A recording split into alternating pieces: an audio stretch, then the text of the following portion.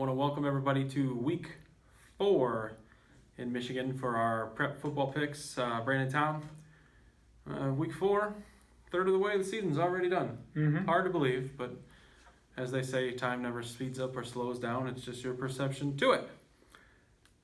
If you followed Twitter at all today, there are several games that are being pushed up from 7 o'clock to 5 o'clock because of the threat from some mosquitoes and the triple E virus that's going on. I know it's say what you want, believe what you want about it, but precautions are being taken by many schools, so we applaud them for that. Officially, from what we're being told on Wednesday night, it's a quarter after 9.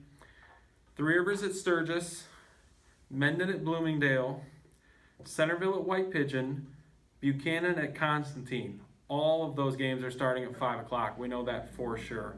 We were able to confirm that with those schools today. So a handful of them are going to be played at 5, as we mentioned. Some of the other ones may still be played at 7 o'clock.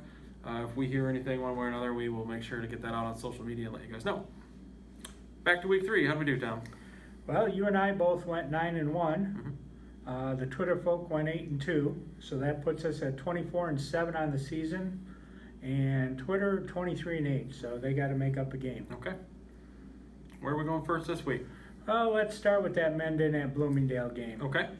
Mendon comes in 2-1. Bloomingdale is 0-3. Last year, the Hornets got a 39-14 win. Looking at some of the stats so far this year, Bloomingdale has yet to score. So I'm thinking it's not going to be... It's a tough draw. Yep, tough draw for them. They get to play Mendon. They play defense. Yep. So I'm going with the Hornets 49-0. I will take Mendon as well. I'll go 48-0. Oh. I think a missed extra point, maybe. Or maybe they go... Maybe Maybe Price is Right? You're undercutting me by a point? Maybe they go for 2. Maybe work out a play there. Next up in the Southwest 10, we have Marcellus traveling to Decatur. Marcellus comes in 2-1 overall, 1-1 in the Southwest 10, while Decatur is 1-2 both regular overall record and in the Southwest 10. Last year, the Raiders got a 26-6 win. I took a look at some of the things. The teams that they played, both teams have played Eau Claire and Mendon. Both teams lost to Mendon. But Decatur gave them a battle, lost 14-7, whereas Decatur beat Marcellus, or Mendon beat Marcellus 38-8 last week. Both teams also played Eau Claire, got shutout wins, but Decatur ran up 69 versus 46 for Marcellus. So I'm leaning toward Marcellus, even though they have the better record coming in. But Decatur's at home, played a little bit better against similar competition. Raiders 28-14. I'm going to take Marcellus. Some working there. I saw him in a quarter last week against Mendon. I like them. I'm gonna go 20-17. I think Decatur finds a way to kick a field goal. Okay. Next up, we'll skip the other Southwest 10 game between two local teams. We'll leave that toward the end. We got Buchanan traveling across Berrien and Cass County, coming into St. Joe to play Constantine. Bringing those mosquitoes with them. Buchanan comes in 0-3, Constantine 2-1. Last year, the Falcons got a 52-0 win, and overall, in the series, so to speak, they played 8 times. Constantine's got all 8 wins. I think they make it 9, 42-15. I'm going to go Constantine 54-6. That defense has been doing some good things. Constantine, by the way. Yeah. Bronson, 0-3, 0-2 in the Big 8. Yep. Travels to Concord, 1-2, also 0-2 in the Big 8. Last year, Concord got a big win over Bronson, 72-20. But I think Bronson, with the big comeback they had last week, didn't quite get the win, but after being down by... So it was quite a bit at halftime. Yeah, I'm thinking they were down almost 4 scores. They came back to make it close. I think this one's another close one, but the Yellow Jackets get a 35-28 win. I'm going to take Bronson. I mean, from the things that I heard from several people that were in attendance last week, something worked in the second half. couldn't get a great idea on what that was. Obviously not being there either. But we knew this was going to take time. New coach, new philosophy, new things, new kids. I think they find a way to get it done. I'm going to take Bronson 33-30. Weird game. Mm-hmm. Down in Indiana, week 5, Lakeland 1-3, 0-1 in the NECC Big Conference. Yep. Takes on Angola, who's 0-4, also 0-1. Surprising, very surprising. Yep. Angola got a 27-0 win last year down in LaGrange. But looking at the schedule, Angola's played a tough schedule so far. Against the 3 Indiana schools they played, those teams have combined to be 11-1. Plus they played Orchard Lake St. Mary's, who's 3-0 in Michigan.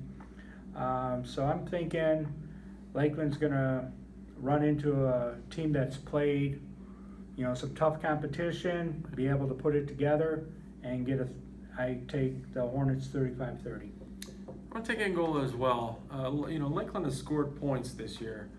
It just seems like can't get off the field when they need to. And I'm gonna take Angola. I'll go 32-31. Close. In the first of 3 games against 2 local schools, we'll go to 8-man with Colin traveling down Baroque Road. Middle Colin Road. Middle Colin Road, one of the roads, yep. A couple different ways, actually. Yep. Travels down to Baroque. Colin comes in 3-0, Baroque 2-1. Yep. Both coming off wins last week.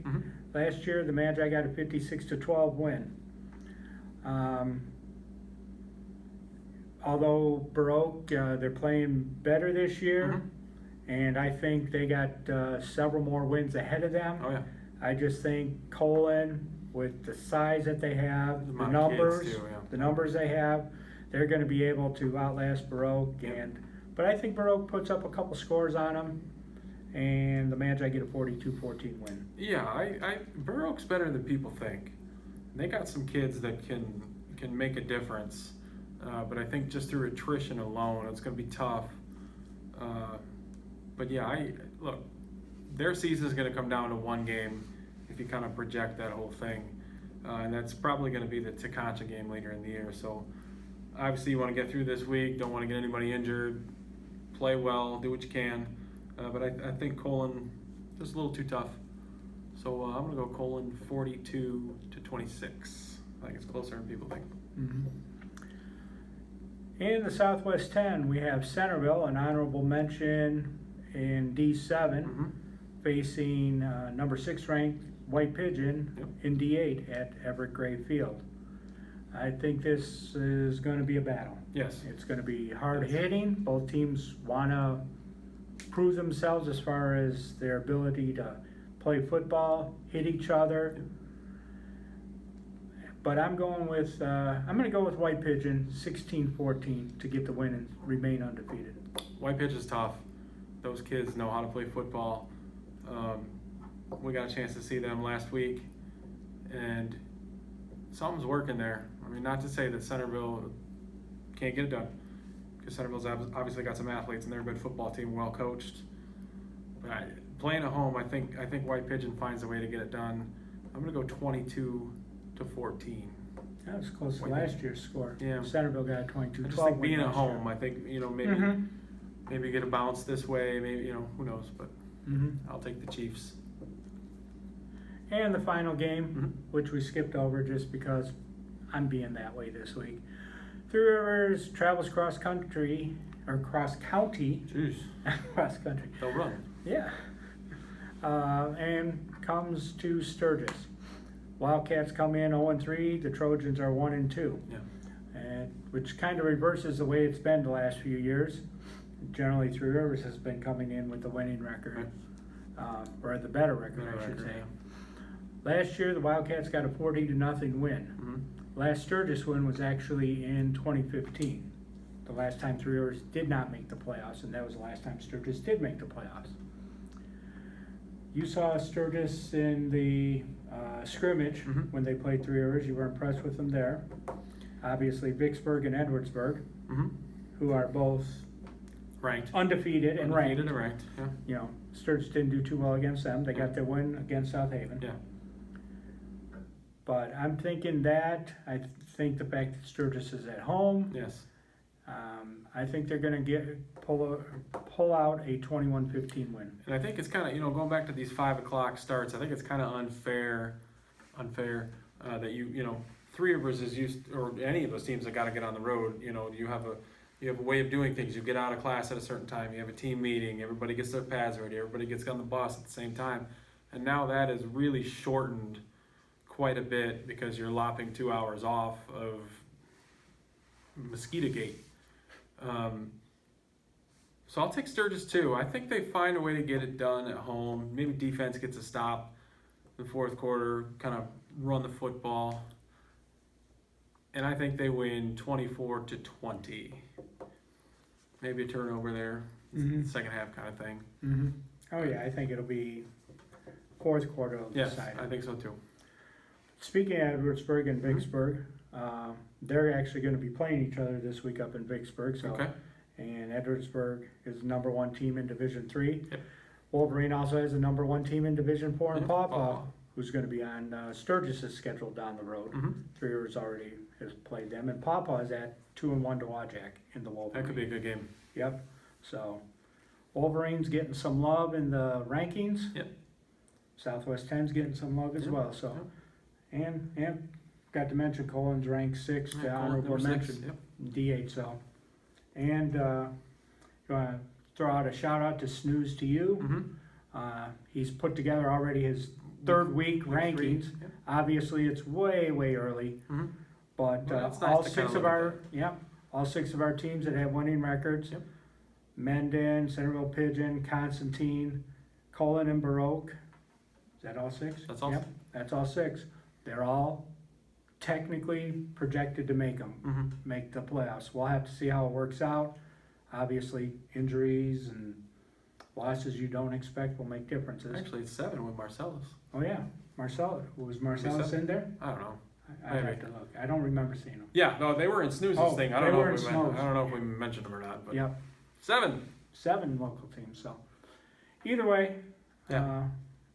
it's fun to project, see how things will Sure, go. absolutely.